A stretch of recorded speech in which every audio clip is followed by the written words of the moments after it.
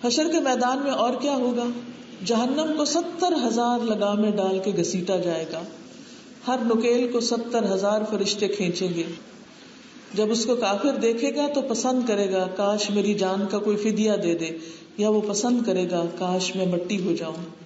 اور جو نافرمان ہوں گے جیسے زکوٰۃ سے انکار کرنے والا، اس کے مال کو لوہے کی تختیاں بنا کر آگ میں گرم کیا جائے گا اور اس کے ساتھ اس کو داغا جائے گا. اور متکبر لوگوں کو جمع کیا جائے گا جیسے چیونٹیاں ہوتی ہیں. اور غدار اور غلو کرنے والے اور نافرمانی کرنے والے کی بے عزتی کی جائے گی. چور اس چیز کو جس کو اس نے چوری کیا ہوگا ساتھ لے کر آئے گا. انسان اگر ایک پن بھی کسی کی چراتا ہے نا تو وہ بھی اس کے سر پہ ہوگی کہ یہ چوری کا مال ہے. یعنی چوری بول بول کے کہے گی کہ مجھے چرایا گیا، مجھے چرایا گیا. خفیہ چیزیں ظاہر ہو جائیں گی. جہاں تک متقی لوگوں کا تعلق ہے، اللہ سے ڈرنے والوں کا تعلق ہے، تو یہ دن ان کو گھبراہٹ میں نہیں ڈالے گا بلکہ ظہر کی نماز کی طرح آسانی سے گزر جائے گا. لا يحزنهم الفزع الاکبر، ان کو بڑی گھبراہٹ غم میں نہ ڈالے گی کیونکہ وہ دنیا میں اللہ سے ڈرتے ہوئے زندگی بسر کرتے رہے. ہر قسم کے حرام کاموں کو انہوں نے چھوڑ دیا تھا صرف اللہ کے ڈر سے. کیا ہم چھوڑنے کو تیار ہیں؟ جب ہمیں پتا چل جائے کہ یہ چیز اللہ تعالیٰ کو پسند نہیں تو کیا ہم اسے چھوڑ سکتے ہیں؟ کیونکہ ہم اس کے لیے طرح طرح کے بہانے ڈھونڈ لیتے ہیں، اپنے آپ کو جسٹیفائی کرنے لگتے ہیں. ایک حجاب ہی کا معاملہ آپ دیکھیں کہ جو بیسک ریکوائرمنٹ ہے کہ عورت اپنا سینہ ڈھانکے، اپنے زیورات کی نمائش نہ کرے، اپنے جسم کی نمائش نہ کرے، ہم اسی پہ پورا نہیں اترتے. تو کیا اللہ کی نافرمانی کر کے ساری زندگی جب اللہ کے پاس جائیں گے تو بہت اچھی طرح ویلکم ہوگا؟ پھر چونکہ یہ دن بہت بڑا دن ہے اور اس دن حساب ہونا ہے، لیکن لوگ انتظار میں ہوں گے، حساب قائم نہیں ہوگا.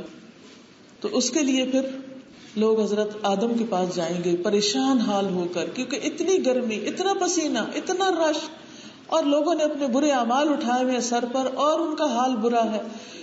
وہ جائیں گے حضرت آدم کے پاس، کہیں گے آپ اللہ سے دعا کیجئے کہ حساب قائم ہو تاکہ جس نے جنت میں جانا ہے وہاں جائے، اور اگر اس نے جہنم میں بھیجنا تو وہاں چلے جائے لیکن یہاں سے نکلے. اتنے تنگ ہو جائیں گے لوگ. تو آدم علیہ السلام کہیں گے میں آج اپنے رب سے بات نہیں کر سکتا کیونکہ میں نے رب کی نافرمانی کی تھی اور اس درخت کا پھل کھا لیا تھا جس سے رب نے روکا تھا. تم جاؤ نوح علیہ السلام کے پاس. وہ نوح علیہ السلام کے پاس آئیں گے تو نوح علیہ السلام کہیں گے میں نے اللہ تعالیٰ سے ایک ایسی دعا کی تھی کہ جو اللہ تعالیٰ کو پسند نہیں آئی تھی، میں شفاعت نہیں کر سکتا. جاؤ ابراہیم علیہ السلام کے پاس. لوگ وہاں آئیں گے اور تڑپیں گے اور روئیں گے اور کہیں گے آپ ہمارے لیے دعا کریں، شفاعت کریں. وہ کہیں گے میں نے زندگی میں 3 جھوٹ بولے تھے، میں اپنے رب سے بات نہیں کر سکتا. تم جاؤ موسیٰ علیہ السلام کے پاس. لوگ پریشان ہو کر موسیٰ علیہ السلام کے پاس آ کر فریاد کریں گے. وہ کہیں گے کہ میں نے ایک شخص کو ناحق مار دیا تھا، میں اپنے رب سے آج بات نہیں کر سکتا. نفسی نفسی، مجھے اپنی جان کی فکر ہے. جاؤ تم عیسیٰ کے پاس. تو وہ عیسیٰ علیہ السلام کے پاس آئیں گے. وہ کہیں گے کہ جاؤ تم محمد صلی اللہ علیہ وسلم کے پاس. تو جب محمد صلی اللہ علیہ وسلم کے پاس آئیں گے لوگ تو آپ صلی اللہ علیہ وسلم سجدے میں گر پڑیں گے اور اللہ تعالیٰ کی حمد و ثنا کریں گے ایسے الفاظ کے ساتھ جو آج سے پہلے کبھی کسی نے نہ پڑھے ہوں گے.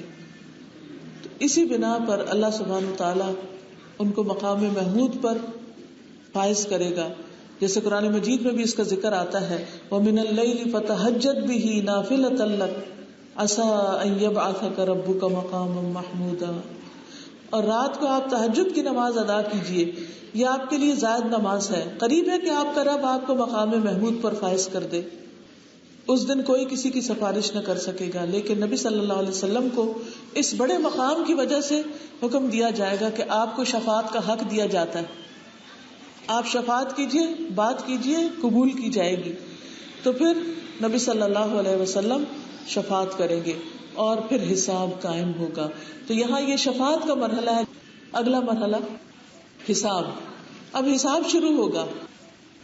قرآن مجید میں اللہ تعالیٰ فرماتے ہیں وَعُرِضُوا عَلَىٰ رَبِّكَ صَفًّا لَقَدْ جِئْتُمُونَا كَمَا خَلَقْنَاكُمْ أَوَّلَ مَرَّةٍ بَلْ زَعَمْتُمْ أَن لَّن نَّجْعَلَ لَكُم مَّوْعِدًا. سورۃ الکہف. اور وہ تیرے رب کے حضور صف بستہ پیش کیے جائیں گے تو اللہ تعالیٰ فرمائیں گے آخر تم ہمارے پاس اسی طرح آ گئے جیسے ہم نے پہلی بار تمہیں پیدا کیا تھا، بلکہ تم تو یہ سمجھے بیٹھے تھے کہ ہم نے تمہارے لیے وعدے کا کوئی وقت مقرر نہیں کیا۔ ہم کیا سمجھتے ہیں حساب ہوگا؟ ہمیں بھی عام طور پر یقین نہیں ہوتا. ہم سمجھتے ہیں بس اٹھیں گے سو کے قبر سے اور پھر وہ حشر کا میدان دیکھیں گے اور وہاں سے اللہ تعالیٰ ہمیں جنت میں بھیج دیں گے اور کچھ جو کافر ہیں ان کو جہنم میں بھیج دیں گے، بات ختم. عزیز بہنوں، آپ دیکھ رہی ہیں کہ کتنے مرحلے ہیں وہاں، اس زندگی کے بعد کتنے کچھ پیش آنے والا ہے، اور پھر واقعی ہر ایک کا حساب ہوگا. اور کس چیز کا حساب ہوگا؟ ثم لتسألن یومئذ عن النعیم، پھر اس دن تم سے ضرور نعمتوں کے بارے میں پوچھا جائے گا. لوگ اپنے رب کے سامنے قطاروں میں پیش کیے جائیں گے، لائنوں میں. اللہ تعالیٰ ان کو ان کے اعمال دکھائے گا، ان کے بارے میں ان سے پوچھے گا. عمر، جوانی، دولت، علم، عہد، نعمتوں کے بارے میں، کان، آنکھ اور دل کے بارے میں پوچھے گا. یہ سب چیزیں قرآن و سنت سے ثابت ہیں.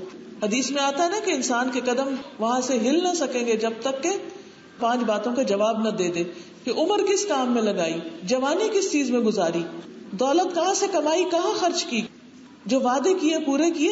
ان العہد کان مسئولا، وعدوں کی پرسش ہوگی. ہم ایسے ہی ہر ایک سے وعدے کر لیتے ہیں اور پھر ان کو نبھاتے نہیں. پھر نعمتوں کے بارے میں سوال، کان، آنکھ، دل، ان چیزوں کو کہاں لگایا. ہم سب دیکھیں کہ ہم اپنی آنکھوں سے کیا کیا دیکھتے ہیں، ہم کانوں سے کیا کیا سنتے ہیں، اور ہم دل میں کیا سوچتے رہتے ہیں، ہمارے دلوں میں کس قسم کے خیالات رہتے ہیں. ظاہر ہے جو ہمارے شوق اور دلچسپیاں ہوتی ہیں اسی کے مطابق ہی ہوتے ہیں. تو اللہ سبحانہ و تعالی اہل ایمان کا خاص طور پر حساب لیں گے. کافر اور منافق کا حساب تمام مخلوقات کے سامنے لے لیا جائے گا. ان کو سخت ذلت، رسوائی اور شرمندگی ہوگی، سب کے سامنے بے عزتی ہوگی.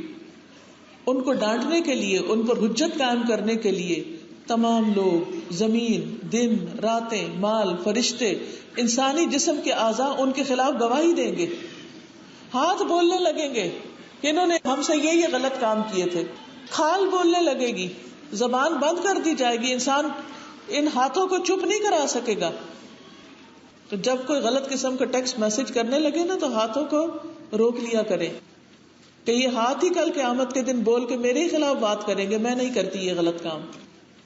جس کان سے غلط بات سننے لگے اس بات کو روک دیں کہ کل یہ کان ہی میرے خلاف گواہی دے گا، مجھے نہیں غلط باتیں سننی، مجھے میوزک نہیں سننا، مجھے حرام کام نہیں کرنے، مجھے چغلیاں اور غیبتوں سے کوئی دلچسپی نہیں.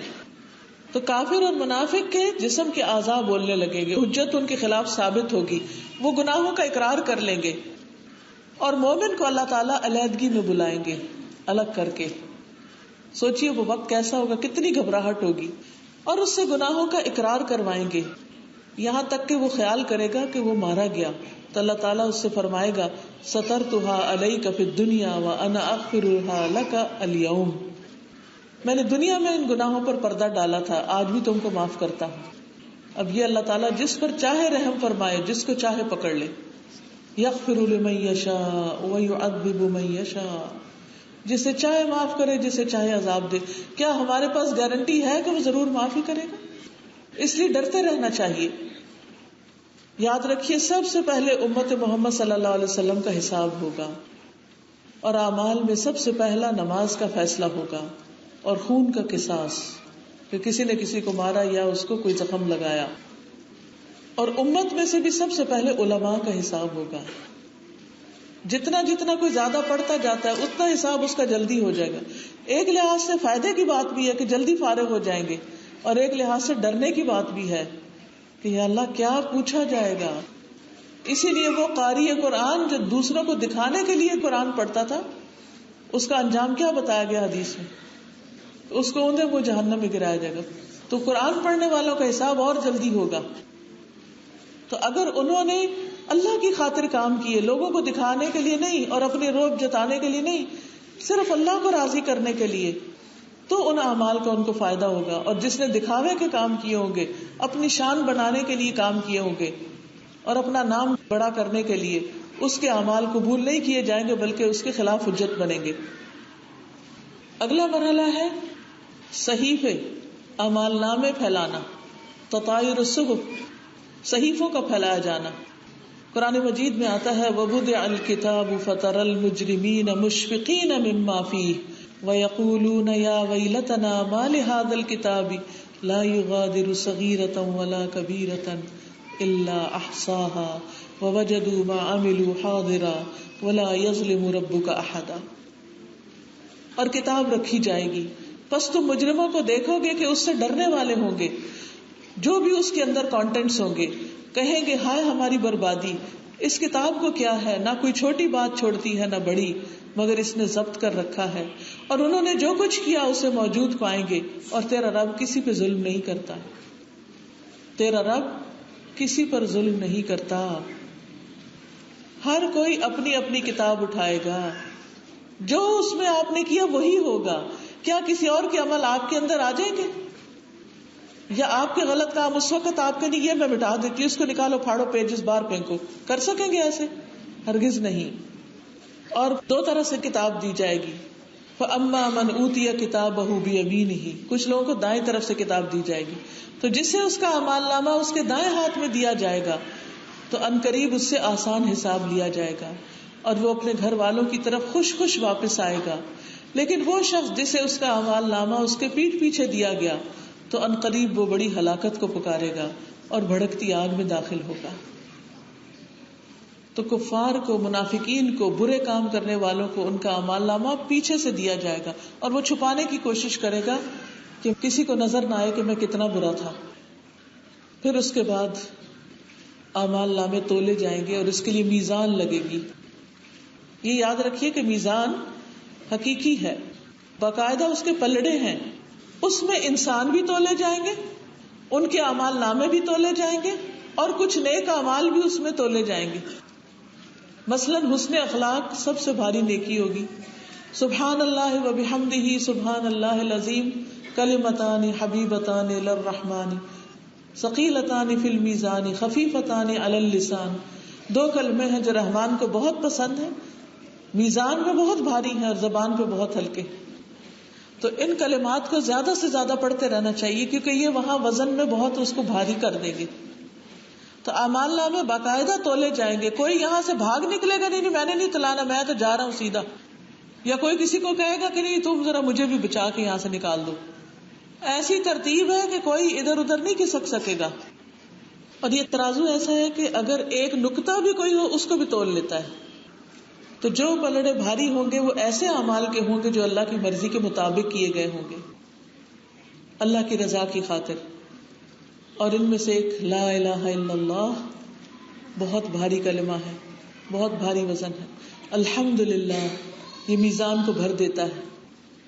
تو بہرحال لوگوں کا اب آئندہ فیصلہ جو ہے کہ جنت میں جانا ہے، جہنم میں جانا ہے، یا جنت کے کون سے درجے پر ہونا ہے، اس کا انحصار اس پر ہے کہ ان کا ترازو کیا بتاتا ہے کہ کیا گریڈ ملا ہے ان کو. یہ جیسے دنیا میں آپ نے پرچے دیے نا اور ان کے نمبر لگے، تو اس ترازو سے پورا ریکارڈ سامنے آ جائے گا کہ اس شخص کی اتنی نیکیاں، اتنی نمازیں، اتنا ذکر ہے اور اتنی برائیاں ہیں. جو بھی ہوگا وہ پورا اسکیل صحیح کیلکولیشن کے ساتھ آپ کو بتا دے گا کہ آپ کیا ڈیزرو کرتے ہیں. آج کل ایسی مشینیں نکل آئی ہیں نا کہ جو آپ کے جسم کے سارا بتا دیتی ہے، انرجی لیول بتا دیتی ہے کہ آپ کے لنگز کیسے کام کر رہے ہیں، آپ کا ہارٹ کتنا کام کر رہا ہے، آپ کے کڈنیز کا کیا فنکشن ہے. اسی طرح قیامت کے دن انسان کے ڈفرنٹ اعمال کی کوالٹی اور ان کا وزن اور ان کی نیکی اور وہ سب الگ الگ پتہ چل جائے گی. تو انسان کہے گا اس نے تو چھوٹی چیز بھی نہیں چھوڑی اور بڑی بھی نہیں، سبھی گن لیے ہیں، کچھ بھی نہیں چھوڑا. تو جو ہم باتیں کرتے ہیں یہ سوچ کے کیا کریں کہ یہ بھی لکھی جا رہی ہے اور ان کا بھی وزن ہونا ہے. تو اب آپ دیکھیے کہ آئندہ اب جو مرحلے آ رہے ہیں وہ اس پر ڈیپینڈ کرتے ہیں کہ آپ ہیں کون. اب آپ دیکھ رہے ہیں کہ یہ جو کالی لائن ہے نا، کالا ایرو نظر آ رہا ہے، یہ ہے کفار. اس کا حساب ساری مخلوق کے سامنے اللہ تعالیٰ لے کے اس کو سیدھا جہنم میں پھینک دے گی. لیکن جو مومن ہوگا اس کا حساب ہوگا اور اس کے بعد وہ آگے حوض کوثر پہ جائے گا.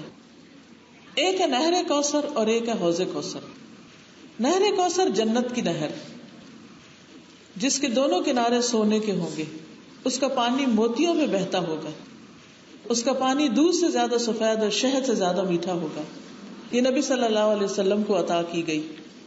اور حوض کوثر حشر کے میدان میں ہے، 2 پرنالوں کے ساتھ پانی نہر کوثر سے حوض کوثر میں آ رہا ہے. مومن اس پہ جائیں گے، جو وہاں سے ایک بار پانی پی لے گا اس کو کبھی پیاس نہیں لگے گی. ہر نبی کا ایک حوض ہوگا اور سب سے بڑا حوض محمد صلی اللہ علیہ وسلم کا ہوگا. اس حوض کا پانی دودھ سے زیادہ سفید، شہد سے زیادہ میٹھا، کستوری سے زیادہ خوشبودار، اس کے برتن سونے اور چاندی کے اور اتنے زیادہ جتنے آسمان کے تارے، اور اس کی لمبائی اردن کے ایلا شہر سے لے کر عدن کے شہر تک ہوگی، اور اس کا پانی کوثر کی نہر سے آتا ہوگا.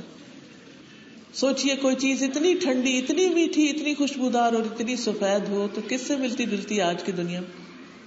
یا ملک شیک یا آئس کریم. لیکن یہ کس کو نصیب ہوگا؟ اس دھوپ کے دن، گرمی کے دن، پریشانی اور خوف کے دن جو سنت کی پیروی کریں گے. جو بدعت کریں گے ان کو روک دیا جائے گا اس سے. نبی صلی اللہ علیہ وسلم نے فرمایا، مسند احمد کی روایت ہے، لوگوں میں حوض کوثر پر تم سے پہلے موجود ہوگا. جب تم وہاں پہنچو گے تو ایک آدمی کہے گا، یا رسول اللہ صلی اللہ علیہ وسلم، میں فلاں بن فلاں ہوں. دوسرا کہے گا، میں فلاں فلاں شخص ہوں. میں انہیں جواب دوں گا کہ تمہارا نسب تو مجھے معلوم ہو گیا، لیکن میرے بعد تم نے دین میں بدعات ایجاد کر لی تھی اور تم الٹے پاؤں پھر گئے تھے، تو ان بدعات کی وجہ سے اب تم اس حوض سے میرے ہاتھ سے پانی نہیں پی سکتے. تو وہ اس سے محروم ہو جائے گا. کتنی بڑی محرومی ہوگی، کتنے بڑے شرف سے محروم کیا جائے. کیونکہ یہ کوثر حضور صلی اللہ علیہ وسلم کا حوض ہے. اس میں وہی جائیں گے جو آپ سے محبت کرتے ہیں، آپ پر ایمان رکھتے ہیں، آپ کی پیروی کرتے ہیں، آپ کی سنت سے محبت کرتے ہیں، جو اس بات پر ایمان رکھتے ہیں کہ دین مکمل ہو گیا، ہمیں اور بدعتوں کی ضرورت نہیں، اور وہ کام نہیں کرتے دین میں جو نبی صلی اللہ علیہ وسلم نے نہیں کیے. اور یاد رکھیے، بدعت عبادت میں ہوتی ہے اور عقیدے میں ہوتی ہے. اب آپ کا کیا خیال ہے کہ نہر کا پانی پی کے آگے ہم فوراً جلدی سے جنت میں چلے جائیں؟ ابھی نہیں، ابھی ایک اور مرحلہ ہے. اگلا مرحلہ ہے مومنوں کے ایک اور ٹیسٹ کا، امتحان المؤمنین. یہ کون سا ٹیسٹ ہے؟ یہ ایک اور ٹیسٹ ہے. حشر کے آخری دن میں کافر اپنے ان معبودوں کے پیچھے جائیں گے جن کی وہ پرستش کرتے رہے ہوں گے. وہ معبود ان کو جہنم کی طرف گروہوں کی شکل میں لے جائیں گے، جیسے جانوروں کے ریوڑ ہوتے ہیں. وہ پاؤں پر چل کے جائیں گے یا چہروں کے بل جائیں گے؟ قرآن پاک میں آتا نا کہ ان کا حشر چہروں کے بل ہوگا. صرف مومن اور منافق باقی رہ جائیں گے. ان کے پاس اللہ تعالیٰ آئے گا اور کہے گا، تم کس کا انتظار کر رہے ہو؟ وہ کہیں گے کہ ہم اپنے رب کا انتظار کر رہے ہیں. اور وہ اس کو اس کی پنڈلی کی وجہ سے پہچان لیں گے. جب وہ اس کو ظاہر کر دے گا تو وہ سجدے میں گر جائیں گے سوائے منافقوں کے. پھر وہ اس کے پیچھے چلیں گے. پھر پل صراط نصب کیا جائے گا اور وہ انہیں نور دے گا اور منافقین کا نور بجھا دیا جائے گا. اس کا ذکر قرآن مجید میں بھی آتا ہے سورۃ القلم میں، یوم یکشف عن ساق ویدعون الی السجود فلا یستطیعون خاشعۃ ابصارهم ترہقهم ذلہ وقد كانوا يدعون الى السجود وهم سالمون. جس دن پنڈلی کھول دی جائے گی، یعنی اللہ سبحانہ وتعالیٰ کی، اور انہیں سجدہ کرنے کو بلایا جائے گا. لوگوں کو کہا جائے گا آؤ سجدہ کرو، تو یہ سجدہ نہیں کر سکیں گے. ان کی نگاہیں جھکی ہوئی ہوں گی، ان پہ ذلت چھا رہی ہوگی. وہ دنیا میں سجدے کی طرف بلائے جاتے تھے، اس وقت وہ صحیح سالم تھے، لیکن وہ سجدہ نہیں کرتے تھے. تو جو دنیا میں نماز نہیں پڑھتا وہ اس ٹیسٹ میں پاس نہیں ہو سکے گا. یا جو منافق والی نماز پڑھتا ہے. منافق کی نماز کون سی ہوتی؟ دیر سے نماز پڑھتا ہے، مسجد نہیں جاتا، سستی کرتا ہے، اور عصر کی نماز دھوپ پیلی کر کے پڑھتا ہے. اب دیکھیے کہ یہاں پر صرف وہ پہچان سکیں گے اپنے رب کو جو دنیا میں پہچانتے ہیں اپنے رب کو، جو سب سے زیادہ اللہ سے محبت کرتے ہیں، کیونکہ جو جس سے محبت کرتا ہوگا اس کے پیچھے وہاں بھی چل پڑے گا. اب اس کے بعد اگلا مرحلہ ہے پل صراط کا. جہنم کے اوپر ہے یہ پل. یہ پل کیسا ہے؟ بال سے زیادہ باریک، تلوار سے زیادہ تیز، اور عین جہنم کے اوپر نصب ہے. سب کو اس پل سے گزرنا ہے. مومن، منافق اور کافر تو پہلے ہی جا چکے، ٹھکانہ پہ پہنچ گئے. اب یہ جو اس پل کے اوپر سے گزریں گے تو یہاں کیا ہوگا؟ اندھیرا ہوگا. ہر ایک کے پاس بس اپنی اپنی روشنی ہوگی. قرآن مجید میں آتا ہے یوم لا یخزی اللہ النبی والذین آمنوا معہ نورہم یسعی بین ایدیہم وبایمانہم یقولون ربنا اتمم لنا نورنا واغفر لنا انک علی کل شیء قدیر. اس دن اللہ اپنے نبی کو اور ان لوگوں کو جو اس کے ساتھ ایمان لائے ہیں رسوا نہ کرے گا. ان کا نور ان کے آگے آگے اور ان کی دائیں جانب دوڑ رہا ہوگا. وہ کہہ رہے ہوں گے اے ہمارے رب ہمارے لیے ہمارا نور پورا کر دے اور ہمیں بخش دے، یقیناً تو ہر چیز پر قادر ہے. کیونکہ منافقوں کا نور بجھ جائے گا، وہ اندھیرے میں ہوں گے اور سخت خوف کے عالم میں، اور وہ ایمان والوں سے کہیں گے ہمیں بھی کچھ روشنی دے دو، تو وہ ان کو کچھ نہ دے سکیں گے. تو پل صراط ایسا پل ہے جو جہنم پر پھیلایا گیا ہے تاکہ اس پل کو عبور کرتے ہوئے مومن جنت کی طرف جائے. آپ صلی اللہ علیہ وسلم نے فرمایا یہ پھسلنے والا پل ہے، اس پر لوہے کے کنڈے ہیں جیسے سادان کے کانٹے ہوتے ہیں. یہ پھسلنے والا پل ہے. امانت اور صلہ رحمی پاس کھڑے ہوں گے. جن لوگوں نے دنیا میں خیانتیں کی ہوں گی وہ ان کو پکڑ لیں گے، وہ کانٹے آنکڑے پکڑ لیں گے، ان کو نیچے گرا دیں گے. اسی طرح رشتہ داری، صلہ رحمی، اگر اس کا انسان لحاظ نہیں رکھتا اور بے وجہ ناراض ہے، یعنی ان کے حقوق پورے نہیں کرتا، تو پھر آگے نکلنا اس کا مشکل ہوگا، اس کو سزا بھگتنی پڑے گی. تو ہر مومن کو اس کے عمل کے مطابق نور دیا جائے گا. جس کا نور بلند ہوگا وہ ایسے جیسے پہاڑ ہو. سب سے کم درجے کا نور اس کا ہوگا جس کے پاؤں کے انگوٹھے کے کنارے میں نور ہوگا. بس وہ ان کے لیے روشنی کرے گا تو وہ اس کو اپنے اعمال کے مطابق عبور کریں گے. کچھ مومن آنکھ کے جھپکنے کی طرح گزر جائیں گے، کچھ بجلی کے چمکنے کی طرح، اور کچھ تیز آندھی جیسے، اور کچھ پرندوں کی پرواز کی طرح، کچھ عمدہ نسل کے گھوڑے اور اونٹ کی طرح نکل جائیں گے. اور بعض روایات میں آتا ہے کہ کچھ دوڑنے والوں کی طرح، اور کچھ پیدل چل کے، اور کچھ گھسٹ گھسٹ کے پار کریں گے. حدیث میں آتا ہے کہ کچھ لوگ صحیح سلامت بھی گزر جائیں گے، یعنی تیزی سے، بجلی کی تیزی سے، آنکھ جھپکنے کی دیر، یعنی آپ آنکھ بند کر کے کھولیں تو اتنی دیر میں وہ پار ہوں گے. کیونکہ وہ نیکیوں میں بھی بھاگ بھاگ کے آگے ہوتے تھے، سستی نہیں کرتے تھے. اور کچھ لوگ بجلی چمکنے کی دیر میں، بس ایسے جیسے فلیش ہوتی ہے نا، بس اتنی دیر میں پہنچ جائیں گے. اور کچھ پرندوں کی طرح اڑتے ہوئے جیسے. جہاں تک منافقوں کا تعلق ہے ان کے لیے کوئی نور نہ ہوگا. وہ پل صراط سے گزرنا چاہیں گے تو جہنم میں گر پڑیں گے، اور ان کا ٹھکانہ جہنم کا آخری گڑھا، سب سے نچلے طبقے میں ہوں گے. ان المنافقین فی الدرک الاسفل من النار. یہ وہ لوگ ہوں گے جو بظاہر مسلمان ہوں گے لیکن ان کے دلوں میں ایمان نہیں ہوگا. اس لیے ہم سب کو اپنے ایمان کی فکر کرنی چاہیے اور آخرت کے حساب کی فکر. جہنم کے 7 دروازے ہیں اور ہر دروازے کے لیے لوگ تقسیم کر دیے جائیں گے کون کدھر سے گزرے گا. جیسے آج آپ کے اس ہال کے 3 دروازے کو ادھر سے آیا، کو ادھر سے آیا، کو ادھر سے. اور پھر جہنم کے بارے میں آتا ہے ان جہنم کانت مرصادا. جہنم گھات میں لگی ہوئی، جو پل صراط سے گزر رہا ہے وہ جس کو اس نے پکڑا کو فوراً پکڑ لے گی. کوئی بھی بچ کے نہیں جا سکے گا جس کو سزا ملنے والی. اس جہنم میں ابلتا ہوا پانی ہوگا. جہنمیوں کو بھوک لگے گی تو کانٹے اور تھور کھلائی جائے گی جو سخت کڑوی ہوگی. ان للطاغین لشر مآب جہنم یصلونها فبئس المہاد ھذا فلیذوقوہ حمیم وغساق وآخر من شکلہ ازواج. اور سرکشوں کے لیے بہت برا ٹھکانہ ہوگا، یعنی دوزخ، جس میں وہ داخل ہوں گے، جو بہت بری جگہ ہے. یہ ہے ان کا انجام. اب وہ مزہ چکھیں کھولتے ہوئے پانی اور پیپ کا، اور ایسی ہی کئی قسم کی دوسری چیزوں کا.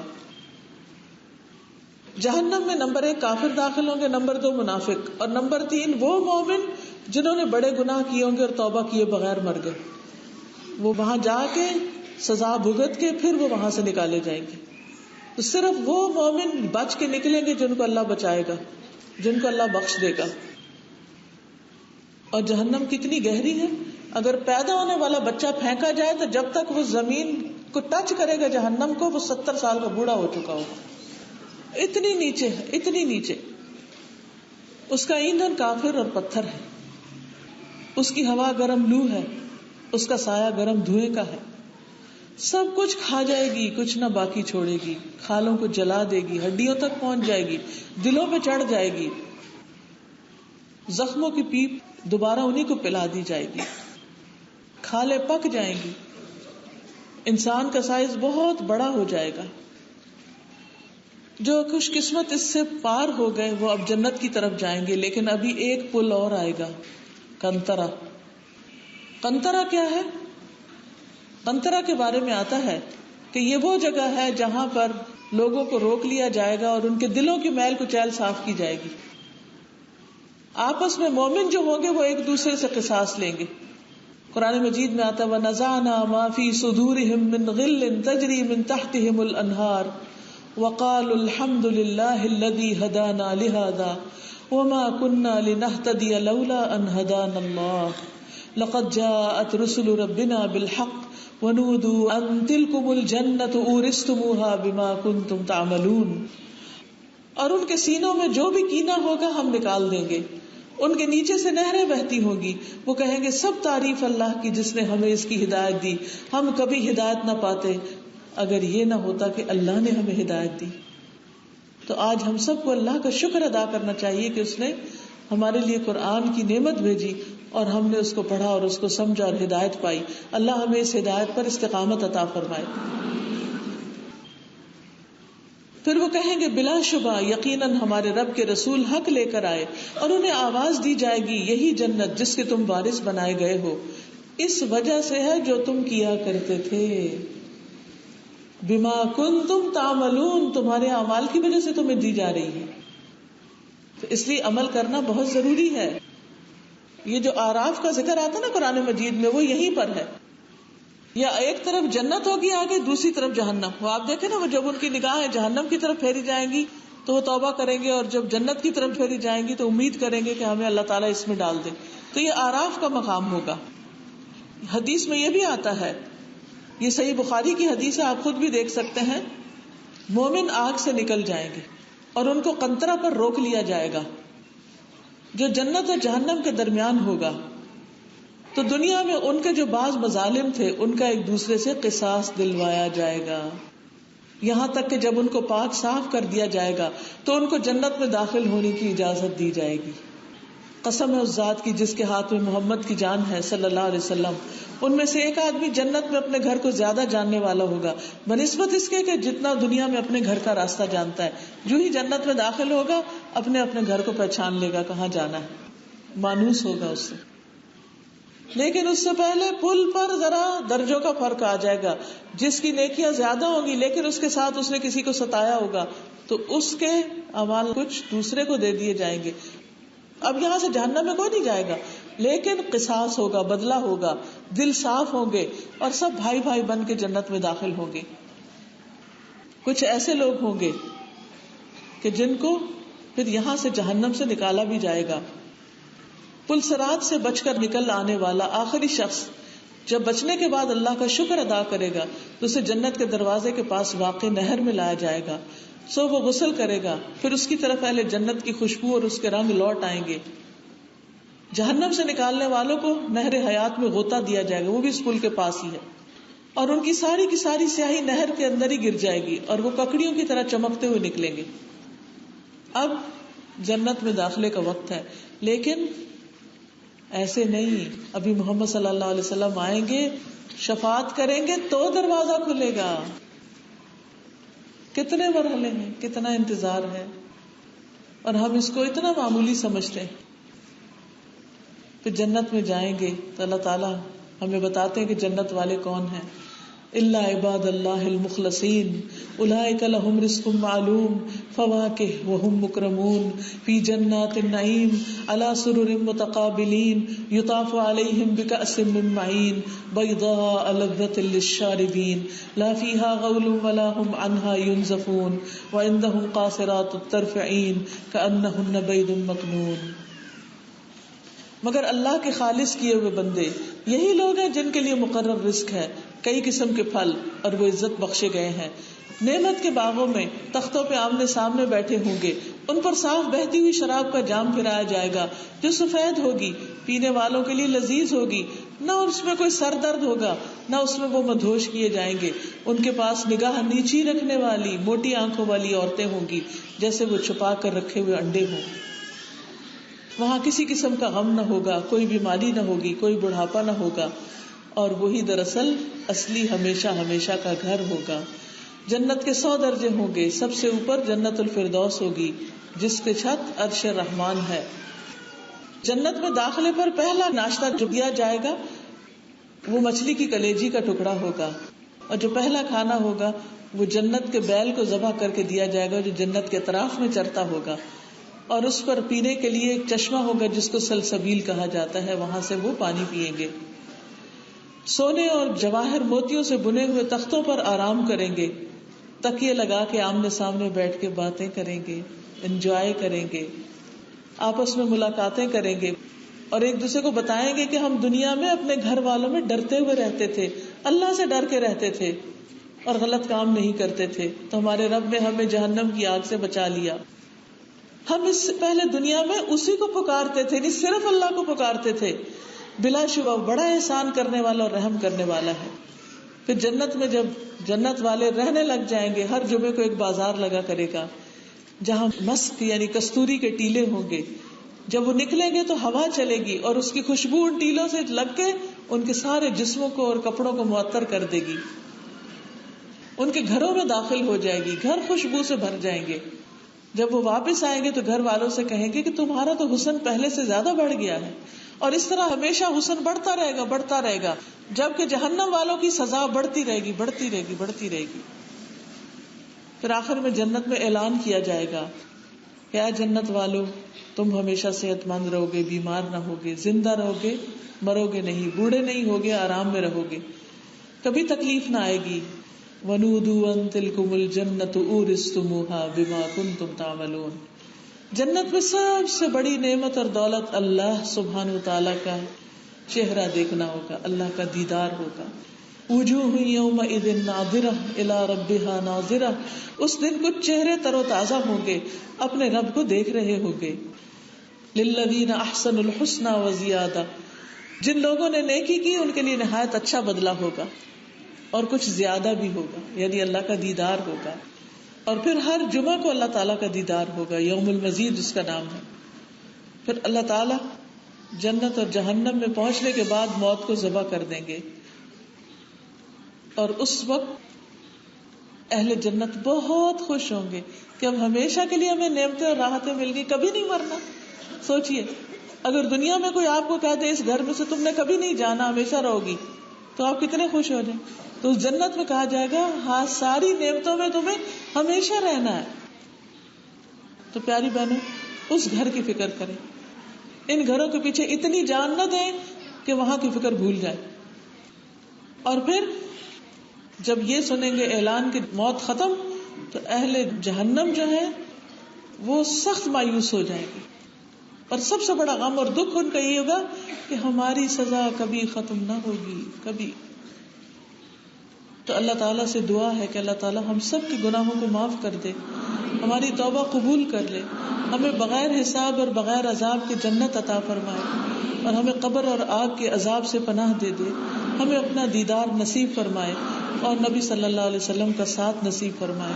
اللہ تعالیٰ ہم سب پر اپنی رحمت فرما دے اور ہمیں خوبصورت عبادت، بہترین عبادت، شکر اور ذکر کی توفیق دے، اور لوگوں کو بھی اللہ کی طرف بلانے کا شوق اور جذبہ ہمارے اندر ہمیشہ زندہ رکھے. اس کے ساتھ ہی آپ سب سے اجازت چاہتی ہوں.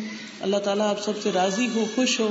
میں نے یہ وقت ملتان میں بہت ہی اچھا گزارا ہے اور بہت انجوائے کیا ہے. جس نے میری مہمانی میں محنت کی ہے، اللہ تعالیٰ سب کو قبول کرے اور ہر چیز کا آپ سب کو بہترین اجر عطا فرمائے. اور جو آپ نے سنا، اپنے گھروں سے آئے، اور آپ کے گھر والوں کو بھی بہت اجر دے، کیونکہ انہوں نے آپ کے ساتھ تعاون کیا اور آپ کے حصے کے کام اور ذمہ داریاں اٹھائیں اور آپ یہاں پہنچے. اللہ تعالیٰ ہمیں جنت الفردوس میں بھی ملائے. سبحانک اللہم و بحمدک، اشہد ان لا الہ الا انت، استغفرک و اتوب الیک. السلام علیکم و رحمۃ اللہ وبرکاتہ.